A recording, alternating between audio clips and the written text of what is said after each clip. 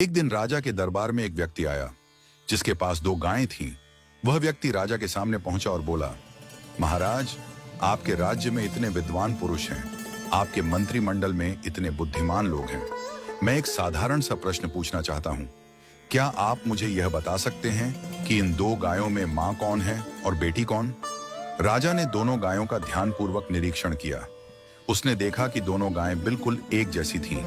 रंग, आकार और स्वभाव में कोई अंतर नहीं था। राजा की समझ में नहीं आया कि मां कौन है और बेटी कौन। उसने अपने मंत्रिमंडल को बुलाया और सबसे बुद्धिमान मंत्री से कहा, तुम देखो और बताओ कि मां कौन है और बेटी कौन। मंत्री ने भी बड़ी बारीकी से दोनों गायों का निरीक्षण किया, लेकिन वह भी उत्तर नहीं दे पाया।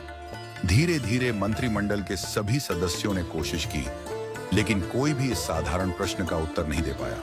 राजा को बहुत अफसोस हुआ कि उसके मंत्रिमंडल में एक भी व्यक्ति इतना बुद्धिमान नहीं है जो यह बता सके कि मां कौन है और बेटी कौन।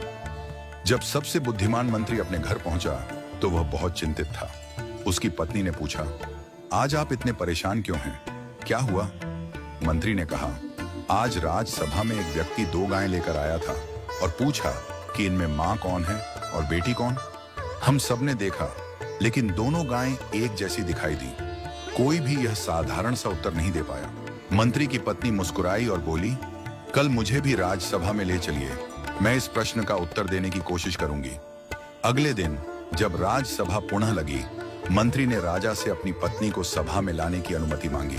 राजा ने अनुमति दे दी। मंत्री की पत्नी को बुलाया गया और दोनों गायों को भी सभा में लाया गया। मंत्री की पत्नी ने कहा, महाराज, मुझे एक अवसर दें।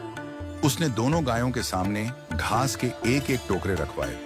जब दोनों गायें घास खाने लगीं, तो थोड़ी देर बाद मंत्री की पत्नी ने घोषणा की, यह गाय मां है और यह गाय बेटी है। वह व्यक्ति जो गायें लेकर आया था, उसने तुरंत सहमति जताई और कहा, आपने बिल्कुल सही पहचाना। राजा ने आश्चर्य से पूछा, तुम्हें कैसे पता चला कि मां कौन है और बेटी कौन? मंत्री की पत्नी ने समझाया, जब मैंने दोनों के सामने एक जैसा घास का टोकरा रखा, तो जो बेटी थी उसने जल्दी जल्दी अपनी घास खा ली और अपनी मां के टोकरे में भी खाने लगी। दूसरी ओर मां ने घास खाने की गति को धीमा कर दिया, आराम से खाने लगी। एक मां ही इतनी निस्वार्थ होती है कि खुद भूखी रहकर भी अपनी संतान को खिलाती है। इस कहानी का संदेश बहुत गहरा है। जैसे एक मां निस्वार्थ प्रेम करती है और अपनी संतान की भलाई के लिए खुद को त्याग देती है, वैसे ही ईश्वर भी हमें बिना किसी अपेक्षा के सब कुछ देता है। हम सब ईश्वर की संतान हैं और उसने हमें यह सुंदर सृष्टि निस्वार्थ प्रेम से दी है। हम अक्सर ईश्वर से केवल अपनी इच्छाओं की पूर्ति की प्रार्थना करते हैं, लेकिन कभी यह नहीं पूछते कि हे प्रभु, आप खुश तो हैं? जिस तरह हमें अपने माता पिता का सम्मान करना चाहिए, उनसे बातचीत करनी चाहिए और उनकी खुशी का ध्यान रखना चाहिए, वैसे ही हमें ईश्वर से भी संवाद बनाए रखना चाहिए। यदि हम अपने माता पिता से दिन में बस एक बार पूछ लें कि आप खुश तो हैं, तो उनके आशीर्वाद से हमारे जीवन में कभी दुख नहीं आएगा। पूजा पाठ या मंदिर जाना जरूरी नहीं, लेकिन माता पिता और ईश्वर से संवाद हमेशा बना रहना चाहिए। उनका प्रेम और आशीर्वाद हमारे जीवन को खुशहाल और समृद्ध बनाएगा।